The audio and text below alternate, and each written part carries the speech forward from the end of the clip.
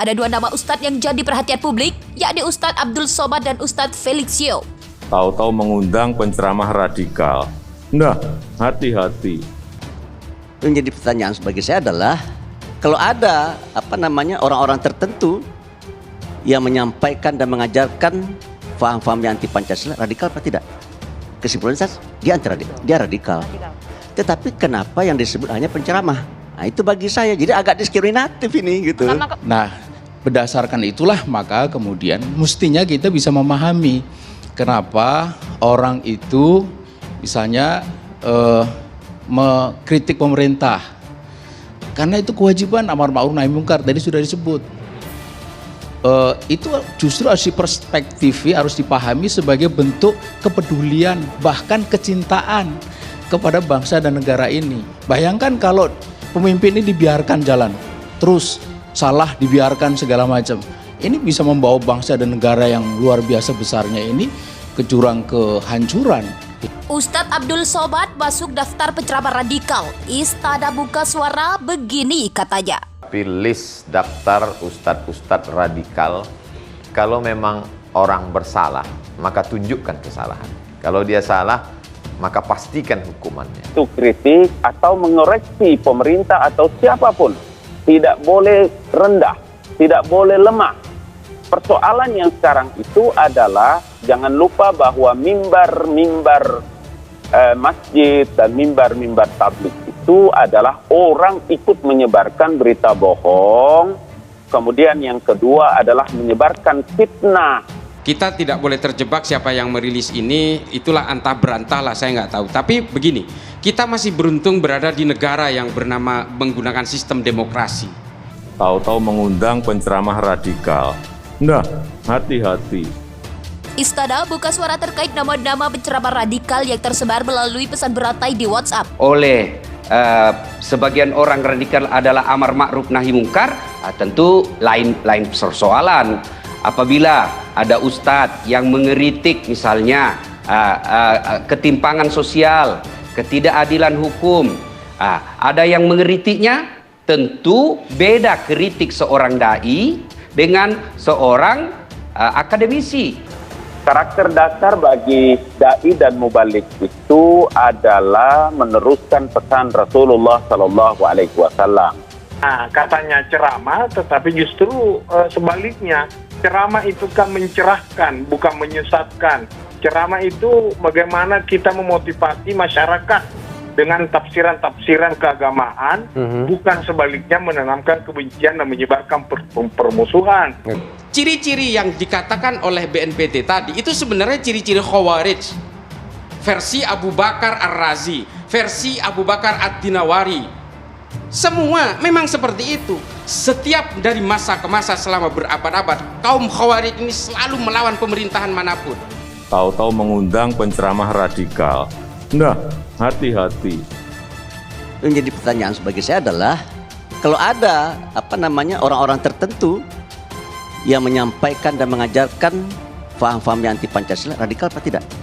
Kesimpulan saya, dia radikal. Tetapi kenapa yang disebut hanya penceramah? Nah, itu bagi saya jadi agak diskriminatif ini gitu. Saya nggak punya data yang radikal. Yang punya data adalah yang terstandar oleh MUI sekarang. Jadi orang menyampaikan pesan-pesan dakwah itu dengan penuh kedamaian, dengan teduh, dengan penuh hikmah. Argumentasinya harus kuat. Saya kira pernyataan Pak Presiden ini kurang. Saya setuju dengan pernyataan dari MUI tadi bahwa ya kalau tidak mau repot ya undang ulama-ulama, ustadz-ustadz yang punya sertifikasi. Beda seorang ulama mengkritik pemerintah dengan aktivis yang berdiri di jalan di mimbar-mimbar demokrasi, ya, tentu beda. Maka yang dimaksud di sini radikalisme, kalau yang sesuai dinyatakan oleh undang-undang, saya setuju. Tapi kalau yang dimaksud adalah radikal, amar ma'ruf nahi mungkar, kritik-kritik terhadap ketimpangan sosial, ini tentu tidak bisa disamaratakan. Ada dua nama ustadz yang jadi perhatian publik, yakni Ustadz Abdul Somad dan Ustadz Felixio. Sekarang pertanyaan saya begini, saya dosen. Kalau ada dosen yang mengajarkan ajaran yang anti Pancasila, radikal apa tidak? Itu radikal juga kan? Yang jadi pertanyaan bagi saya adalah, kalau ada orang-orang tertentu yang menyampaikan dan mengajarkan faham-faham yang anti Pancasila, radikal apa tidak? Kesimpulannya dia radikal. Tetapi kenapa yang disebut hanya penceramah? Nah, itu bagi saya jadi agak diskriminatif ini gitu. Mengapa kemudian pintunya hanya agama? Mengapa kok hanya penceramah? Padahal bagi saya ya ada 3 musuh negara hari ini yang menurut saya sangat mengancam eksistensi bangsa dan negara kita. Yang pertama radikalisme dan terorisme. Yang kedua korupsi, kolusi, nepotisme. Kemudian yang ketiga adalah tentang faham-faham yang tidak sesuai dengan Pancasila, gitu kan? Dan di sini di poin 1 saya lihat Pak Nur Wahid menyatakan ya setidaknya ada 5 ciri penceramah radikal. 1, mengajarkan ajaran yang anti Pancasila. Mesti dia bilang juga gini. Menyatakan setidaknya ada 5 ciri dosen yang radikal. Nah, berdasarkan itulah maka kemudian mestinya kita bisa memahami kenapa orang itu misalnya mengkritik pemerintah. Karena itu kewajiban amar ma'ruf nahi munkar tadi sudah disebut. Itu justru harus diperspektifi, harus dipahami sebagai bentuk kepedulian bahkan kecintaan kepada bangsa dan negara ini. Bayangkan kalau pemimpin ini dibiarkan jalan terus salah, dibiarkan segala macam, ini bisa membawa bangsa dan negara yang luar biasa besarnya ini ke jurang kehancuran.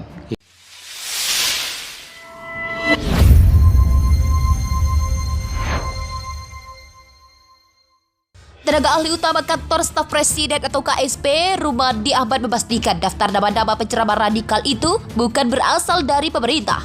Dia meminta masyarakat tidak terpancing dengan informasi yang belum jelas sumbernya. Namun begitu dia menegakkan bahwa pernyataan Presiden Joko Widodo terkait penceramah radikal yang disampaikan saat rapat pimpinan TNI Polri merupakan suatu hal yang bukan mengada-gada. Dia meminta masyarakat lebih berhati-hati dan selektif dalam mengundang penceramah dan tidak lagi memperdebatkan soal ciri apalagi nama. Sebelumnya beredar 10 nama penceramah radikal, Ustadz Abdul Somad dan Ustadz Felixio masuk dalam daftar itu. Ada pula nama Ismail Yusanto urutan pertama, Ustadz Felix urutan kedua dan Ustadz Abdul Somad urutan kelima. Bagaimana pantauan MUI? Saya nggak punya data yang radikal. Yang punya data adalah yang terstandar oleh MUI. Sekarang hampir 1000 ustadz yang terstandar oleh MUI. Jadi kami memberikan pembekalan dan fakta integritas kesepakatan para da'i di bawah MUI 3 hal. Yang pertama wasatiyatul Islam, Islam yang moderat, harus menjadi prinsip di dalam menyebarkan agama dan juga keyakinannya. Yang kedua adalah berkenaan dengan NKRI, ada sesuatu yang niscaya hubungan baik, hubungan serasi dengan keagamaan kita. Yang ketiga adalah metode dakwahnya yang inspiratif dan aspiratif sehingga memberi pencerahan kepada masyarakat. Radikal itu yang saya pahami dari konteks undang-undang ya, adalah orang yang menyampaikan sebuah gagasan, pemikiran yang ingin mengubah negara dengan secara frontal, penghancuran, destruktif, dan secara radik dalam arti dia sampai ke akar-akarnya untuk mengubah Indonesia dengan model lain. Mungkin ceramah yang menganggap Indonesia adalah taghut, tidak islami, mungkin arahnya yang seperti itu. Saya pikir hal yang baik, saya menyambut baik dari Pak Presiden hal yang seperti itu. Oleh karena itu tidak bisa dilepas ke hal yang seperti ini, barangkali bisa koordinasi dengan keagamaan. Kami menawarkan di MUI untuk berkoordinasi dengan kami untuk bisa memastikan orang-orang yang memang layak untuk mengisi di tingkat-tingkat umpamanya pemerintahan, yang mengisi umpamanya di TNI, di Polri, dan kami pun di standarisasi dari MUI itu juga banyak yang ikut dari TNI dan juga banyak ikut dari Polri. Jadi kami sebenarnya sudah berkoordinasi. Seandainya ke depan mau lebih intensif untuk menjaga NKRI karena memang bagian dari standar kami dan itu ya kami siap sedia. Tapi kalau ini dilempar kemudian ada yang radikal yang mana, saya pikir ini membuat kita bertanya-tanya, tetapi ini bisa disikapi sebagai sebuah kewaspadaan. Karena memang TNI Polri kan bagian dari ketahanan negeri kita. Ya. Alhamdulillah, salawat dan salam kepada Rasulullah Muhammad SAW. Saya kira pernyataan Pak Presiden ini kurang. Kalau saya bukan cuma TNI Polri, seluruh masjid, seluruh pengajian, jangan mengundang ustadz yang berceramah radikal. Ya, bukan cuma TNI Polri, semua institusi, kampus, BUMN, masjid, jangan mengundang ustadz yang mengajarkan radikalisme. Yang jadi persoalan adalah mana yang disebut tema-tema konten-konten radikal. Ya, ini dulu yang perlu kita sepakati bersama. Apabila yang dimaksud radikal sesuai dengan yang dinyatakan oleh undang-undang, merongrong negara, mengancam konstitusi, menyebarkan kebencian sampai ke akar-akarnya, yaitu tidak ada alasan untuk tidak menolak, tidak ada alasan untuk setuju dengan radikalisme itu. Tapi kalau yang dimaksud oleh sebagian orang radikal adalah amar ma'ruf nahi mungkar, tentu lain persoalan. Apabila ada ustadz yang mengeritik misalnya ketimpangan sosial, ketidakadilan hukum, ada yang mengeritiknya, tentu beda kritik seorang dai dengan seorang akademisi. Beda seorang ulama mengkritik pemerintah dengan aktivis yang berdiri di jalan di mimbar-mimbar demokrasi. Tentu beda. Maka yang dimaksud di sini radikalisme, kalau yang sesuai dinyatakan oleh undang-undang, saya setuju. Tapi kalau yang dimaksud adalah radikal, amar ma'ruf nahi mungkar, kritik-kritik terhadap ketimpangan sosial, ini tentu tidak bisa disamaratakan.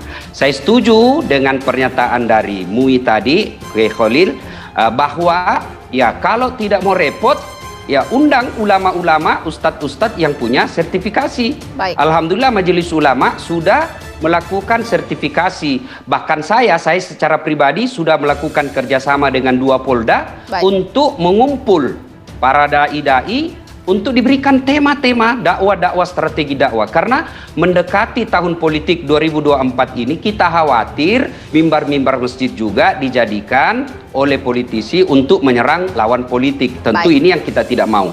Karenanya polisi perlu bekerja sama dengan Majelis Ulama, bekerja sama dengan Dewan Masjid, agar mimbar-mimbar masjid ini steril dari fitnah, hoax, dan lain sebagainya.